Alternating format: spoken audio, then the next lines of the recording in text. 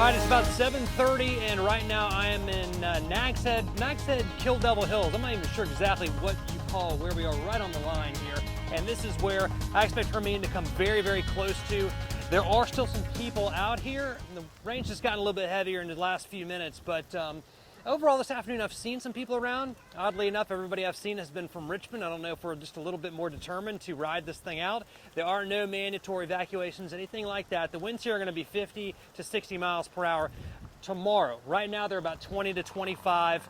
We've got periods of moderate rainfall. Every now and then it's a little bit heavier. One of these bands comes on through. There's a tornado watch from here all the way down to about Myrtle Beach, South Carolina. The waves are really more of a function of tropical depression 8 earlier that really turned up the ocean good.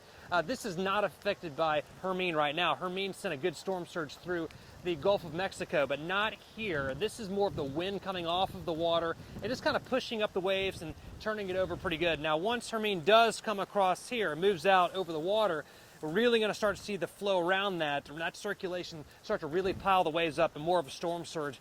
Around here, you're going to have some street flooding, and you're going to have some coastal erosion. Those will be the two issues here. Maybe a little bit of damage just from the winds of 50 to 60 miles per hour. But I think the main concern is going to be farther up the beach as you get into Virginia and Hampton Roads, especially the eastern shore of Virginia, up through the Delmarva and New Jersey.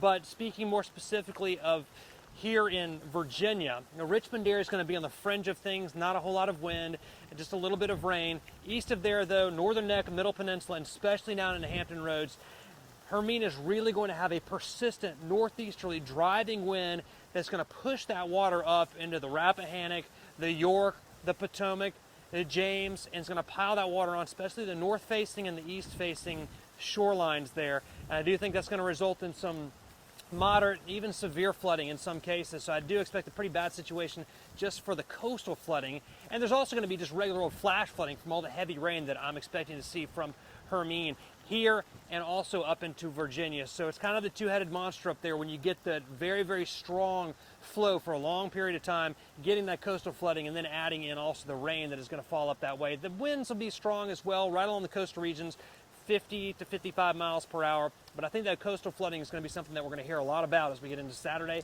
maybe even into Sunday as well. I'm going to take a quick break. We've been on the air since about 5 o'clock, and I'll try to answer questions that you have on Facebook. And I'll be on again live tonight at 11 o'clock, and we'll update you on how conditions have changed here. And we're going to be back tomorrow morning from 6 to 8 in the morning. That's when the really heavy rainfall and the really strong winds are going to be here. And we'll see how this equipment holds up when all that comes through. And wake up with us early in the morning, because it should be quite entertaining and warm on your end, I'm sure, and dry. So that's how things stand right now here on the Outer Banks, again, right here at Kill Devil Hills and Nags Head. Thanks for tuning in. Stay with CBS 6, the Weather Authority.